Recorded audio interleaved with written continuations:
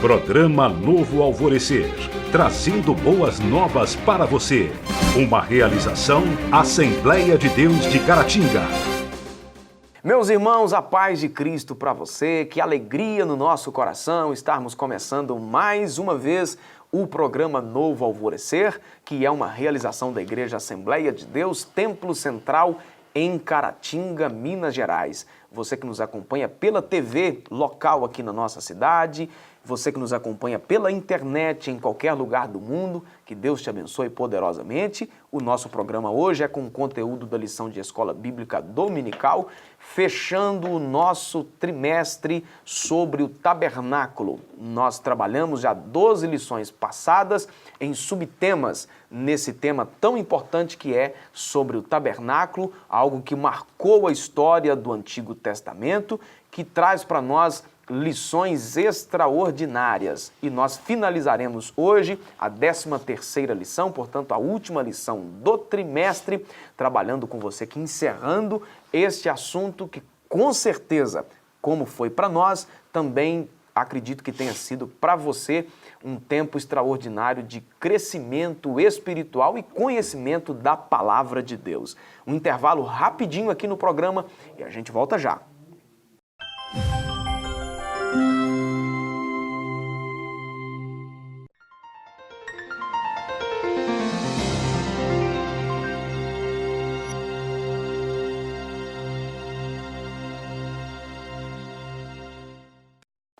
Continuando o programa Novo Alvorecer, Joás, mais uma vez, bem-vindo ao programa. Deus te abençoe poderosamente, finalizando aí o trimestre, né? Lição de número 13, que estaremos estudando hoje, ministrada nesse próximo domingo, dia 30 de junho de 2019, o sacerdócio celestial. Hebreus capítulo 7, versículo 26 é o texto áureo da nossa lição, que diz: porque nos convinha um sumo sacerdote como este, santo, inculpável, sem marca, sem mancha, separado dos pecadores e exaltado acima dos céus. Jesus Cristo é o sumo sacerdote perfeito, porque ele, sendo oferta e ofertante, garantiu-nos no Calvário uma salvação eficaz e eterna. É assim a nossa verdade prática. 2 textos da Palavra de Deus, que é a nossa leitura bíblica em classe, Hebreus capítulo 9, do versículo 11 ao versículo 15, Apocalipse capítulo 21, do versículo 1 até o versículo 4, ok? Isso. Fechando aí, legal, né? Tema extraordinário, muita coisa bacana. Essa última lição está bem... É como se fosse um resumo do trimestre, né? Do trimestre todo, né? A introdução aqui do assunto, o autor coloca na lição que o apóstolo Paulo escreveu que as festas, a dieta e os dias sagrados são sombras das coisas futuras. Paulo disse isso em Colossenses capítulo 2 e o versículo 17. Já o autor aos Hebreus reafirma que a lei era a sombra dos bens futuros e não a imagem exata das coisas. Hebreus 10, versículo 1. De tudo o que estudamos até agora, nessa presente lição, podemos dizer que o tabernáculo de Israel é um tipo do tabernáculo celestial. Paulo é o apóstolo das metáforas aí, né? Trocadilho é com ele mesmo, né? E esse que ele faz da sombra é perfeito, né? Você vê a sombra, você vê só a silhueta da imagem em si, né? A sombra da minha mão não tem tecido, não tem unha, não tem articulação, não tem nada. Eu só vejo... Não tem digitais. Eu só vejo a né? forma, né? E assim, uma forma bem precária, eu não vejo a coisa, né? Então a metáfora é perfeita. E o autor aos Hebreus, que parece, né, ao meu ver, alguém que estava muito próximo de Paulo, né? Você quase falou que era Paulo aqui outro dia. Aprendeu, né, a fazer os trocadilhos também e usou a mesma metáfora, né? Então aquela sombra apontava para a realidade, né, para a verdade do que é, né? E apontava justamente para Cristo, né? Tudo que a gente vê lá na Antiga Aliança era um sinal do que Cristo faria, né? Então a lição passada e essa lição de hoje né, voltado mais para a pessoa de Cristo, né, seu sacerdócio, perfeito, né, vai mostrar o que é, de que essa sombra estava falando. Certo. O ministério do Novo Testamento mostra que na igreja não há e não pode haver uma classe sacerdotal exclusiva. A palavra sacerdote não se aplica a nenhum indivíduo senão ao próprio Cristo, que se constituiu sumo sacerdote do povo redimido. Aqui no sentido aqui que está dizendo aqui seria a ideia de alguém numa posição de destaque. Ele é o sacerdote em si. O sacerdote no sentido de mediador, né? Porque o sacerdote, quando ele sacerdoteia, né? Vamos usar aí, Uma palavra que não existe? Ele está fazendo a mediação, né? Ele está na função sua de sacerdote. Ele está no papel de ligar, né, dois pontos, né? No caso, ligar o povo, as pessoas, a Deus. Né? Ele está fazendo o papel de sacerdote. E o Evangelho diz que Cristo é esse mediador. Né? Ele diz que é o único mediador entre os homens e Deus. Né? A igreja é chamada de nação sacerdotal, né? Até o povo de Israel também é chamado do mesmo jeito, porque, em certa medida, quando estamos em Cristo, né, nós estamos no mediador. Então a gente acaba... Então somos sacerdotes nele, né? Somos sacerdotes nele. E não no sentido aí de intermediar uns pelos outros. Eu não posso olhar para um sacerdote e você sacerdote, olhar para você como mediador. Né? Você está no mediador, então você é capaz de mostrar essa mediação, como funciona, né? A ideia é essa. Certo. Aí o autor coloca aqui o texto logo em seguida, dizendo que, segundo o ensino do Novo Testamento, todo cristão, sem distinção, faz parte do sacerdócio real. Aí é a fala do apóstolo Pedro no capítulo 2 e versículo 9, que o autor coloca a referência aí, que diz que vós sois a geração eleita, o sacerdócio real, nação santa, povo adquirido. Aí ele vai explicar por que é geração eleita, por que é sacerdócio real, por que é nação santa, por que é povo adquirido. Ele traz essa explicação logo em seguida. Para que anuncieis as virtudes daquele que vos chamou das trevas para a sua maravilhosa luz. Sim. Aí, completando aqui o texto, né, o pensamento, então, vós que em outro tempo não erais povo, né, aí ele faz essa ligação. Agora, nele, então, sois povo de Deus, que não tinhais alcançado antes a misericórdia, mas agora alcançaste a misericórdia. E isso tudo em Cristo. Porque estamos nele, né? Agora nós somos alguma coisa. Aí um outro texto de Apocalipse, capítulo 1, versículos 5 e 6, aquele que nos chama e em seu sangue nos lavou dos pecados e nos fez reis e sacerdotes para Deus e seu Pai, a ele poder e glória para todo sempre. Então, o que alcançamos no reino de Deus, de alguma posição de função, não é posição de méritos, mas é posição de função, tudo isso é por causa dele e para a glória dele. Paulo vai usar a metáfora também de corpo de Cristo. Né? Funciona porque está em Cristo. Né? Quando se desliga do corpo, já não tem mais função nenhuma, não é mais sacerdote, não é mais povo, né? Então, estando em Cristo, sendo corpo de Cristo, faz parte do sacerdócio, né? E nessa mesma figura de linguagem aí que Paulo utiliza do corpo, ele fala que não existe um membro mais importante do que o outro. Não é? Cada um tem a sua função. E é tudo dirigido pelo cabeça. Né? É o cabeça que coordena tudo, que faz tudo funcionar. Né? Então, ou seja, diante disso aí, chegamos à conclusão que não existe no reino de Deus uma classe sacerdotal mais importante do que o restante do povo, vamos colocar assim. Não é?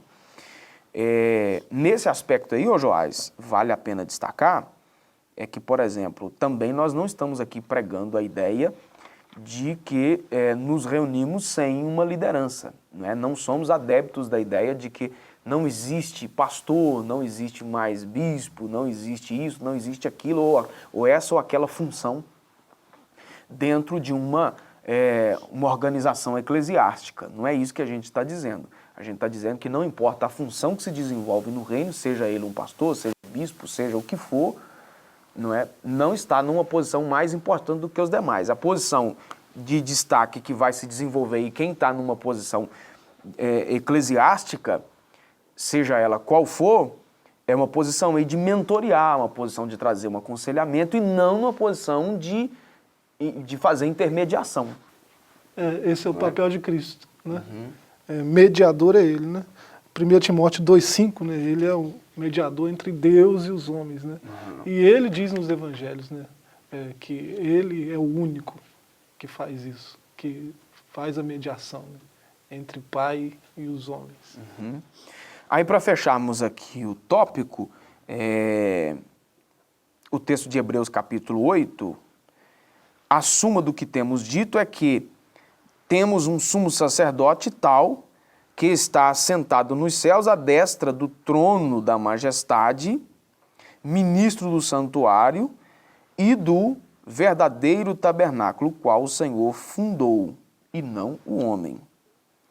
O texto, então, revela que o nosso Senhor Jesus é o sumo sacerdote perfeito que está à destra do Pai nos céus e que, de maneira singular e verdadeira, ministra no tabernáculo celestial.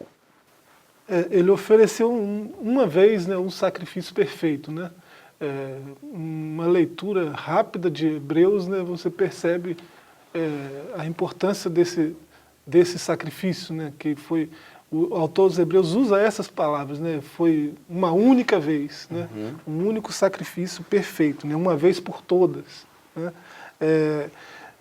Nós, enquanto estivermos nele, né, temos essa função aí, corpo de Cristo, né? Sacerdócio real, porque nós estamos nele, né? O sacerdócio universal dos crentes é porque os crentes estão em Cristo, né? Nós oferecemos sacrifício, né, por meio de Jesus, nós podemos oferecer sacrifícios espirituais, né, como está aí na lição, 1 Timóteo 2,5, 1 Pedro 2,5 também, né? Se você ler Hebreus 13,15, vai falar lá de sacrifícios de louvor, né? Sacrifício de louvor. Você lê Romanos 12,1, você vai ver um sacrifício vivo, né? Você apresenta o seu corpo em sacrifício vivo, né? E ele vai chamar isso de culto racional. Então nós de certa forma, oferecemos sacrifício. Só que né? não morto. Né? Agora, esse sacrifício, ele tem um valor espiritual, né? Ele não é aquele derramamento de sangue, aquela coisa como era lá no período da sombra, né? Agora, aquele sacrifício já foi, aquilo para o que aquela sombra apontava, para o que aquela sombra representava, já foi feito no Calvário, né? Então os sacrifícios que oferecemos hoje são sacrifícios de louvor, são culto racional, né? Sacrifícios espirituais, né? Como está no comentário aí. Tá certo, vamos dar uma pausa aí, você de casa não sai daí, rapidinho, intervalo rapidinho mesmo e a gente volta já.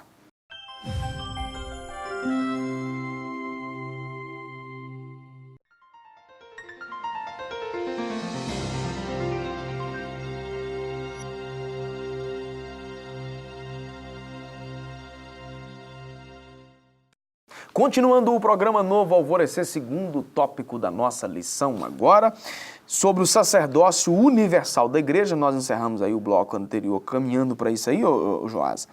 Ao longo da escritura nós encontramos várias porções a respeito da pedra que é Cristo, não é?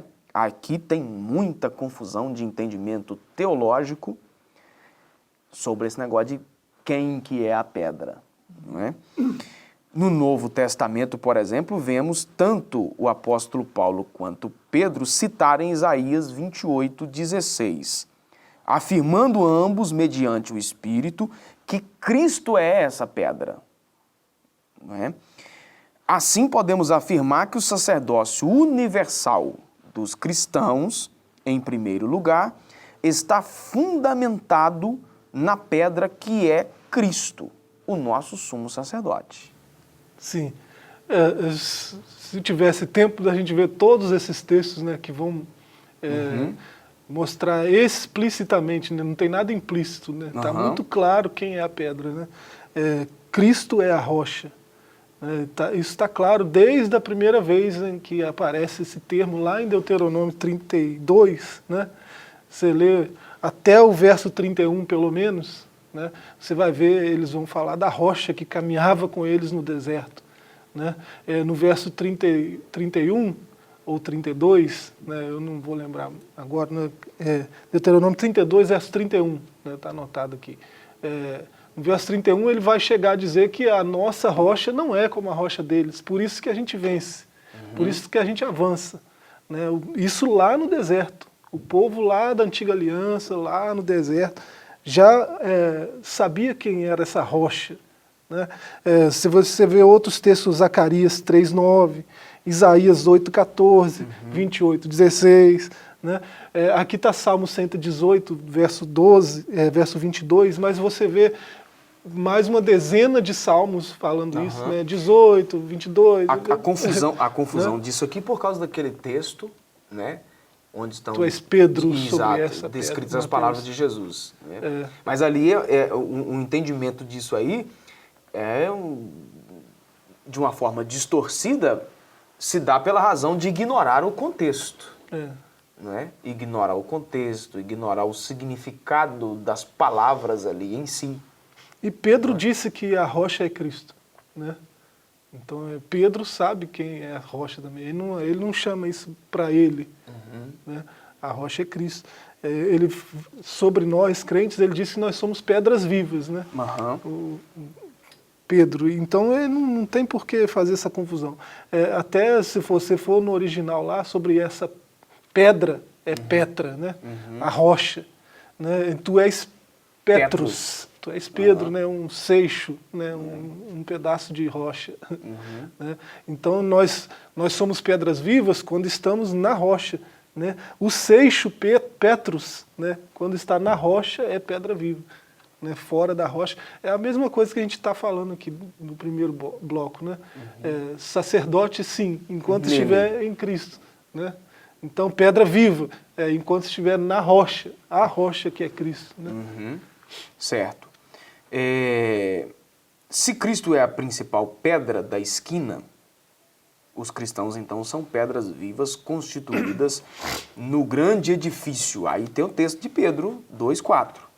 Todos os membros da Igreja de Cristo, e aqui não está limitado a uma placa denominacional, que fique isso claro, são pedras vivas edificadas sobre essa pedra angular que é Cristo, o Cordeiro de Deus. Essa figura de linguagem ilustra a doutrina bíblica fundamental do sacerdócio universal. Deus nos vê como sacerdotes ministrando em sua presença. Sim, esse sacerdócio universal de que nós falávamos, né? O papel da igreja revelar, né, a pessoa do Pai, a pessoa de Cristo. Né? A igreja, enquanto anda naquilo que aprendeu dele, né? Por isso quem serve a Cristo é chamado de cristão, porque deve ser parecido com Cristo. Né?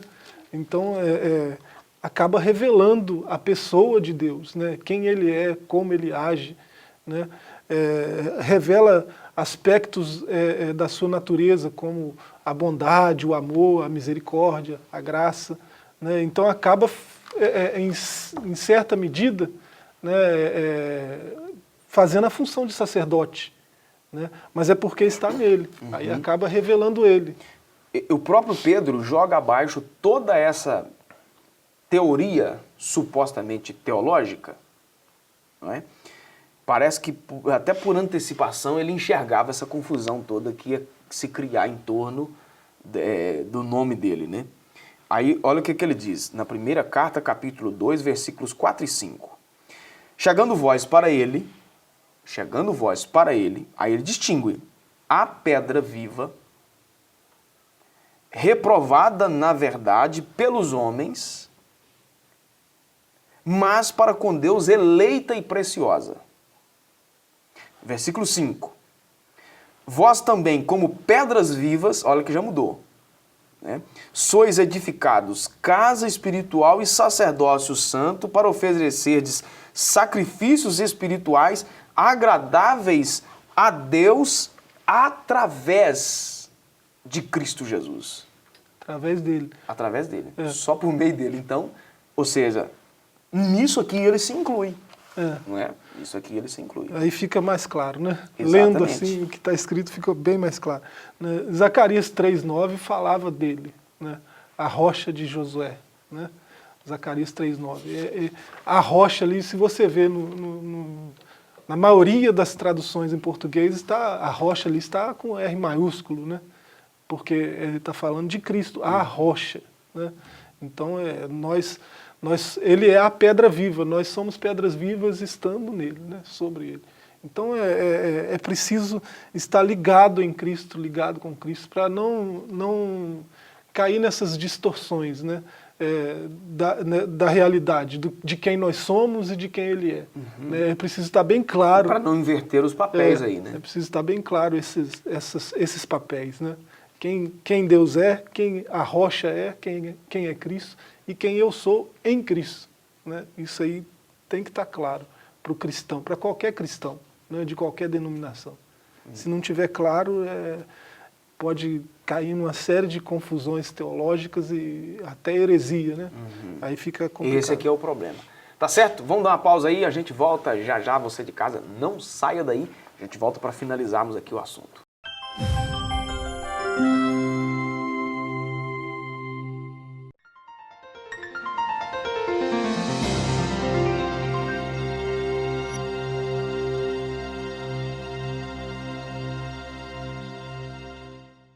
Continuando o programa Novo Alvorecer de hoje, terminando aqui o nosso assunto, o último bloco, você que nos acompanhou, né, durante todo esse trimestre, nós estamos trabalhando aqui sobre o tabernáculo, você porventura ligou a sua TV agora, nós estamos fechando aqui um assunto de série de mensagens aqui, de programas sobre o tabernáculo. Você que nos acompanha pela internet, é possível você fazer uma retrospectiva e pegar desde a primeira lição, fechamos aqui agora hoje, 13 lições baseadas no tabernáculo com seus subtemas aí, tá certo?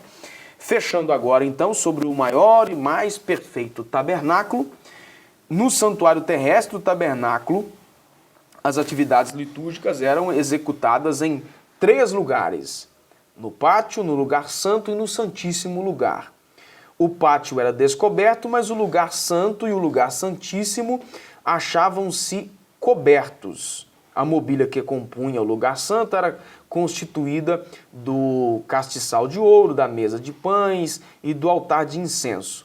Toda essa imagem tem uma relação especial com o ministério sacerdotal de Cristo no santuário celestial. Eu vou citar aqui já o próximo para ficar fácil aí para você já englobar. Esse santuário pode ser identificado com o tabernáculo que não foi feito por mãos humanas. É o lugar santo onde Deus habita ou habitará com os homens para sempre, conforme o texto de Apocalipse 21:3. Cristo garantiu-nos essa bênção quando, na consumação de seu sacrifício, o véu do templo se rasgou de alto a baixo. E aí? Isso aí parece que é um efeito espelho, né? O efeito de espelhamento. Você vê que quando Moisés recebeu as instruções para fazer o tabernáculo, né, o Senhor passou o material que seria usado, as medidas, né, tudo, riqueza de detalhes, como a gente vem falando durante o trimestre todo, né, tudo com riqueza de detalhes, né,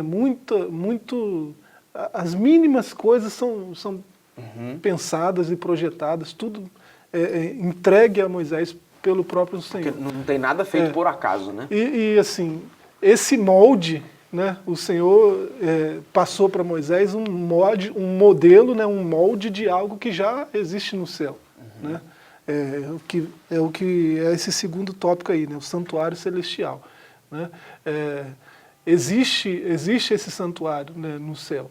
E é onde o Senhor quer passar a eternidade conosco, né? Ele quer nos levar para lá, né? Então todo esse trimestre nós viemos falando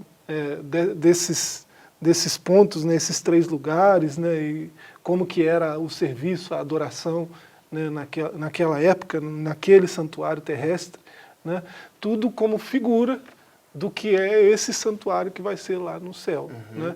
Tudo, claro, apontando para Cristo e para o que Ele faria, né, para que nós tivéssemos essa oportunidade de estar nesse santuário celestial. Né? Ele veio para abrir a porta para que nós tivéssemos acesso. Né? Sem Cristo ninguém vai para o céu. Né? Nós temos até acesso ao trono da graça por causa do que Ele fez. Né? Então o céu está aberto para os seres humanos por causa do que Cristo fez no Calvário. Né? Então ele abriu as portas do céu, né, esse santuário celestial, né, agora tem lugar para nós por causa não do está que encoberto. Ele fez. Por causa do que Ele fez. Né? Para fecharmos, então a palavra de Deus mostra que o sacrifício de Jesus foi suficiente, né, e eterno. 2 coisas aqui que precisam ficar claras para a gente em relação ao sacrifício de Cristo. É a suficiência e a eternidade.